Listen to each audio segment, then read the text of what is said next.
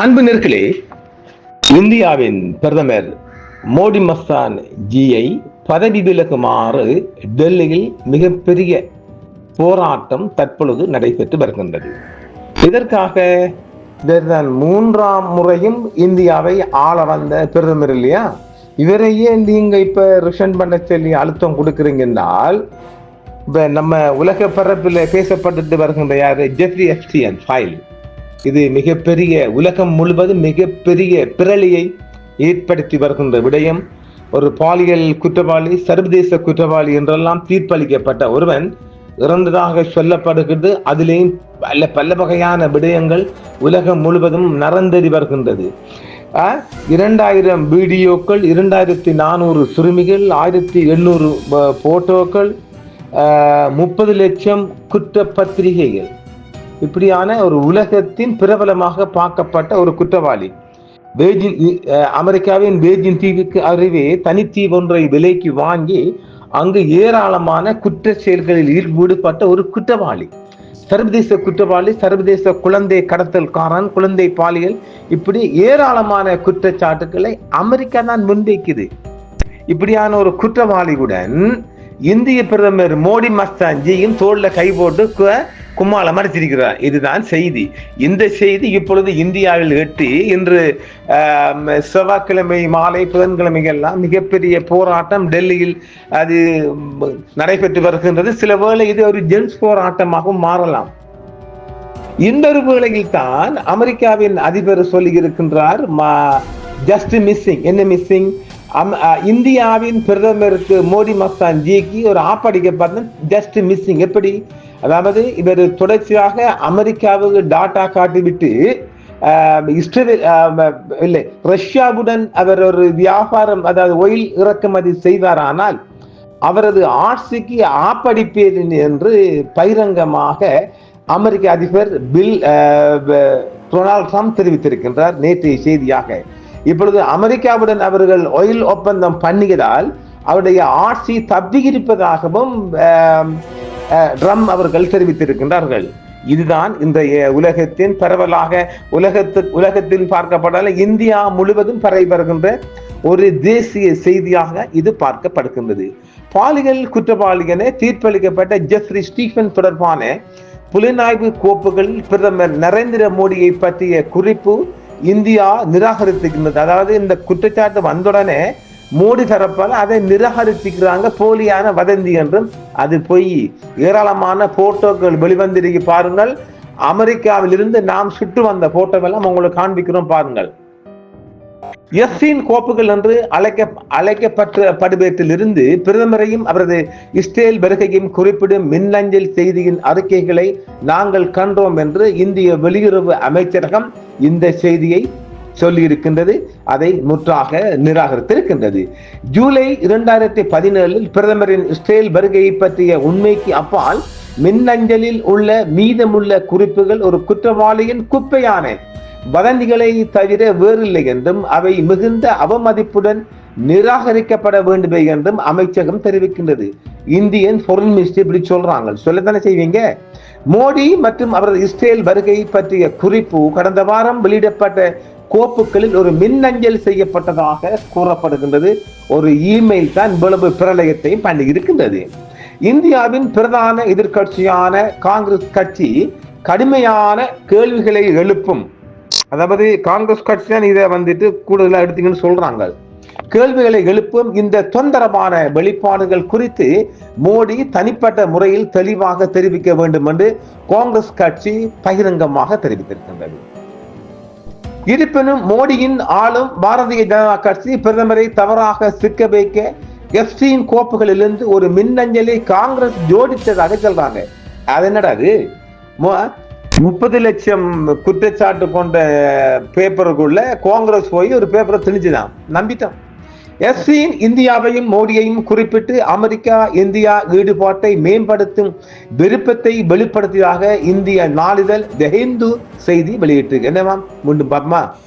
எஃப்இன் இந்தியாவையும் மோடியையும் குறிப்பிட்டு America India ஈடுபாட்டை மேம்படுத்தும் விருப்பத்தை வெளிப்படுத்தியதாக இந்திய நாளிதழ் த ஹிந்து செய்தி வெளியிட்டிருக்கின்றது.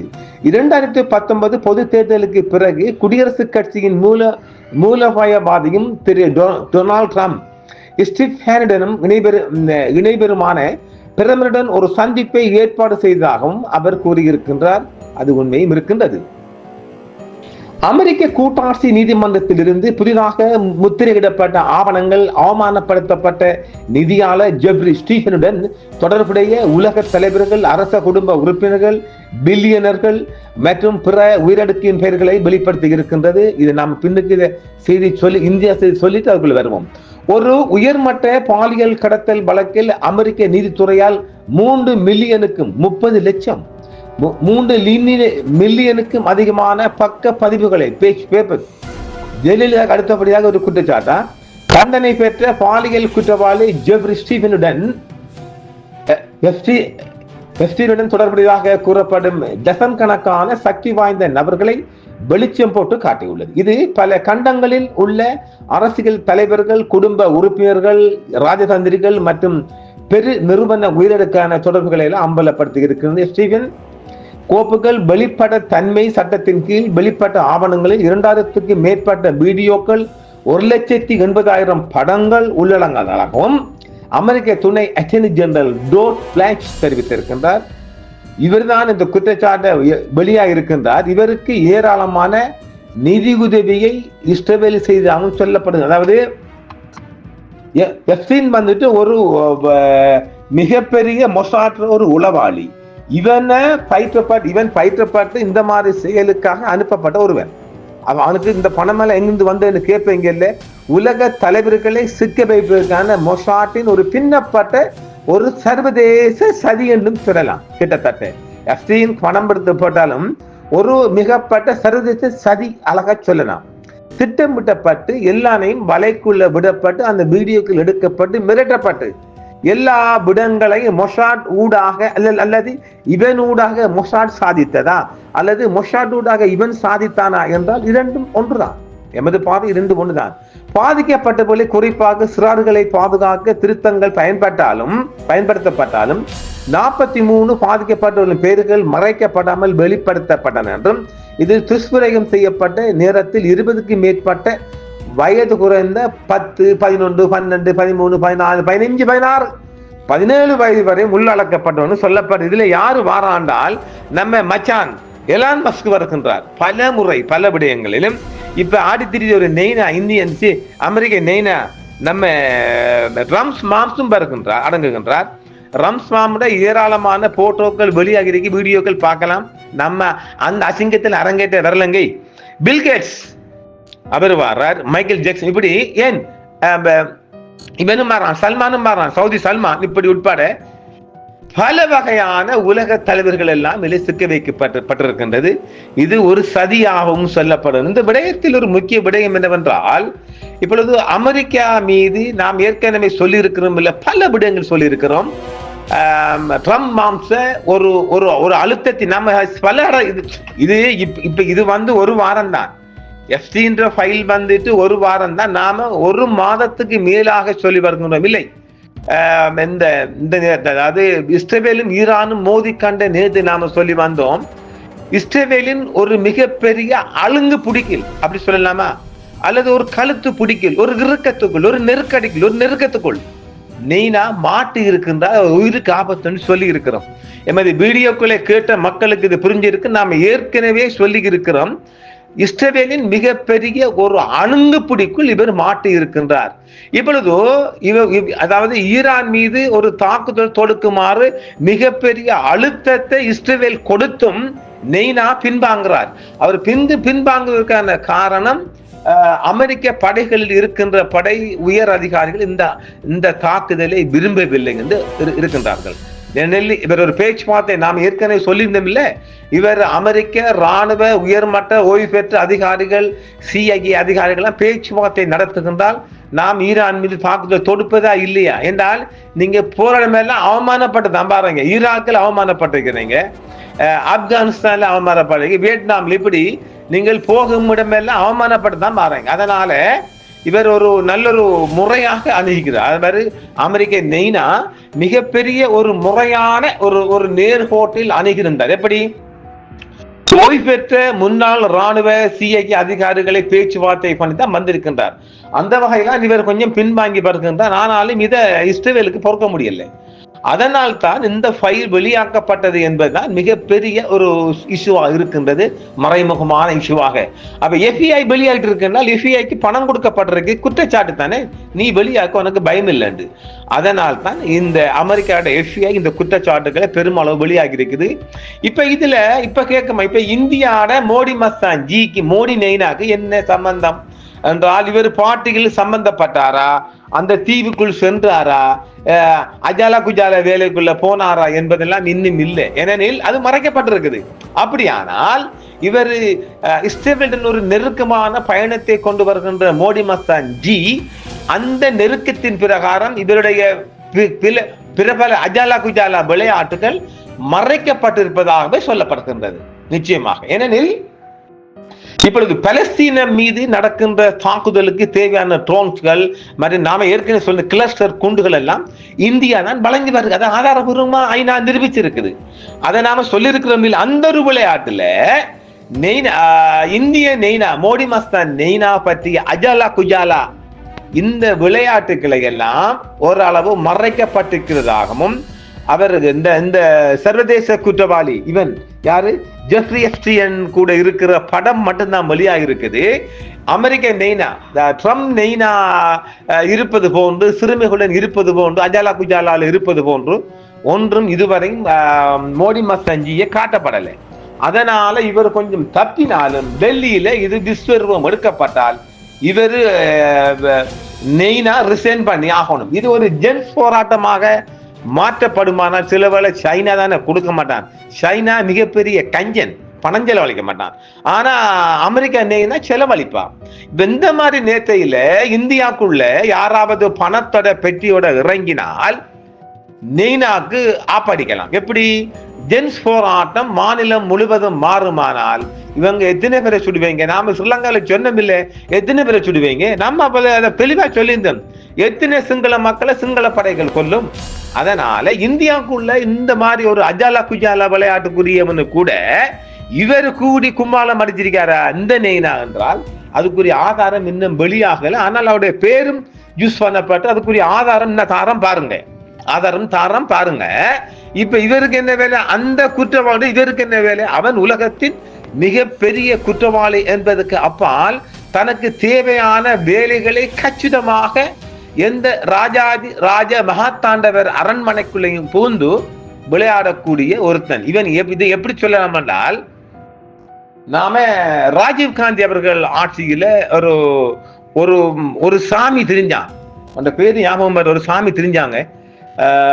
அந்த சாமியும் இப்படித்தான் தெரிஞ்சான். அவன் ஒரு தனி சாமி, செஞ்சு தான் சனியன். அவன் ஒரு அமெரிக்காட உளவாளி. அந்த உளவாளி தான் கூட சாமி, அவன் பேர் ஞாபகம் இல்லை, பார்த்துக்கொள்ளுங்க மக்கள், யாரும் அடிச்சு கொள்ளுங்க. அவன் ஃபுல்லா தெரிஞ்சுதான் அந்த கொலைக்கான காரணம் அவன் தான். கூடவே இருந்து குழி பறித்தான். அந்த ஒரு நாயின் தான் தெரிஞ்சு ராஜீவ் காந்திக்கு எதிராக சதி தீட்டுது அந்த குற்றவாளி ஒருத்தன். அவன் ஒரு தாடிக்காரன். அவனோட படம் எனக்கு கண்ணுக்கு உள்ளே இருக்குது. அவனோட பேர் ஞாபகம் வருது இல்லைங்க. இது ஒரு ஃபிலோவில் பேசிக்க போறேன், அதனால அந்த பேரு வந்துடுச்சே, சந்திரசாமி. ஆமா, சந்திரசாமியா தந்திரசாமி, தந்திரன் தான் அவன், சந்திரசாமி என்று அவனோட பேரு. ஒரு தடியன், ஒரு தடிமாடு, இப்ப இருக்கிற அமித்ஷா தடிமாடு. அவன் கூட இருந்து அமெரிக்கா உளவாளியாக செயல்பட்டு அத்தனை செயல் திட்டங்களுக்கு ஈடுபாடாக நின்று ராஜீவ்காந்தி கொலையில சம்பந்தப்பட்ட அந்த சந்திரசாமி, நான் தந்திரசாமின்னு சொல்லுவேன். இங்க இருக்கிற சுப்பிரமணிய சுவாமி மாதிரி இவன் ஒருத்தன் தான். எனவே இப்படியாக இஸ்ரவேலால் சோடிக்கப்பட்டு திட்டமிட்டு உலக பரப்பிலே மேவிடப்பட்ட ஒருவன். இப்பொழுது இன்னும் ஒரு கதையும் வருகின்றது. சில குற்றங்களை ஏஐன்னு சொல்றாங்க. ஏஐ இப்ப நமக்கு இப்பதான் புதுசு. இஸ்ரேலை பொறுத்தவரை அது பழசா இருக்கலாம். என்றால் நாட்டுக்குள்ள இலங்கை நாட்டுக்குள்ள ஸ்கை மூலம் முதல் பேச்சுவார்த்தை தொடர்பு உலக தொடர்பில் பயன்படுத்தியவர்கள் அப்போதைய அமெரிக்க தூதுவரும் புலிகளும் தான். ஸ்கைப் மூலம் இப்பதான் நமக்கு ஸ்கைப் வந்திருக்குது. நான் 2010 அந்த மாதிரி 2000 ஆண்டு நினைக்கிறேன். கிட்டத்தட்ட 25-20 ஆண்டுகளுக்கு முன்பாகவே புலிகள் ஸ்கைப் தொடர்புகளும் கம்யூனிகேஷன் மூலம் உலக பரப்பில் தொடர்புகளை மேற்கொண்டவர்கள். இப்பொழுது ஏஐ மூலம் எது உண்மை எது பொய் என்று தெரியலாங்க. அதாவது சரியாக இந்த டெக்னிக்கலுக்குள்ள போய் பரிசோதித்து பார்த்தா தான் உண்மையை சொல்லலாம். இப்பொழுது 2-3 புதுக்கதை வந்திருக்கின்றது. என்ன அமெரிக்காவிலும் தான் வந்திருக்கு. அதுவும் என்றால் இந்த ஜெஃப்ரி எஸ்ட்ரி இன்னும் சாகவில்லை. ஏனெனில் அவன் தற்கொலை பண்ணல. அது வேற. நாம இதுல நிறைய இருக்குங்க, எவ்வளவோ பேசிட்டு போகலாம். அதுக்காக தான் நான் இதுக்குள்ள கொண்டு வரல. எஸ்ட்ரியன் அவன் ஜெயிலுக்குள்ள சாகடிக்கப்பட்ட என்று சொல்லப்படுது இல்லையா? அந்த நேரம் பார்த்து சிசி கேமரா ஆஃப் பண்ணப்பட்டிருக்குது. எப்படி அப்ப திட்டமிட்டதானே? அந்த நேரம் பார்த்து இவன் மாறி ஒருத்தனை ஏற்பாடு பண்ணி அவனை தற்கொலை என்று சொல்லப்பட்டது. அது கொல்லப்பட்டது. தற்கொலைக்கான ஆதாரம் இல்லை. இப்பொழுது இந்த பாலியல் குற்றவாளி ஜெஃப்ரி எப்ஸ்டைன் இந்த இஸ்ரவேலுக்குள்ள உலாவி திரிவுதான் ஒரு கதை வருகிறது. ஆதாரம் இல்லை. அது பொய்ன்னு நாங்க சொல்லக்கூடாங்களே. அதான் சொல்ல, அது பொய்ன்னு நாங்க மறுக்க முடியாது. அதே போன்று அமெரிக்க முன்னாள் அதிபர் மாம்ஸ் அதுவும் சாவடிக்கப்பட்ட ஒருவர் என்றும் அவர் ரோபவர்ட் தான் நடக்கிறார். அவர் வேறொத்தனால் சோடிக்கப்பட்டு சொல்லப்படுது. நாம ஏற்கனவே சொல்லுகிறோம், ISIS தலைவன் 5 லட்சம் செலவழித்தா மூஞ்ச மாத்தலாம். அவன் அமெரிக்காவால் உருவாக்கப்பட்ட ஒரு ராணுவ அதிகாரி. அவன் கொல்லப்படலாம். அவன் திருப்பி அவன் மூஞ்ச மாத்திருப்பாங்க. அப்ப ஒரு முகத்தை ஒரு முக சீரமைப்பு மூலம் மாற்றுவது சின்ன விடயம். 5 லட்சம் பணத்தெல்லாம் ஒரு ஜுஜிபி கேஸா இல்லை. அதனால ஜோ பைடன் என்ற ஒரு அமெரிக்க முன்னாள் அதிபர், அவருக்கு வயசு, அவர் கொஞ்சம் ரோபமா தான் திரிறாரு. அவர் வேறொருவர் மூலமாக தயாரிக்கப்பட்டதுன்னு சொல்லப்படுது. இதுக்கு ஆதாரம் இல்லை. ஆனால் இந்த எப்ஸ்டைன் இஸ்ரவேலுக்குள் உலாவி திரிவதாகவும் ஒரு ஆதார ரூபமா காட்டுறாங்க. அதை இல்லை என்று இஸ்ரவேல் சொல்லல, வெவ்வேறு செய்தித்தளங்கள் சொல்றாங்க. எது உண்மையோ பொய்யோ, இந்த ஜெஃப்ரி எப்ஸ்டைன் சாவவும் என்றால் இவன் மொசாட்டால அனுப்பப்பட்ட ஒருவன் என்றால் அவன் சாவவும் வாய்ப்பில்லை.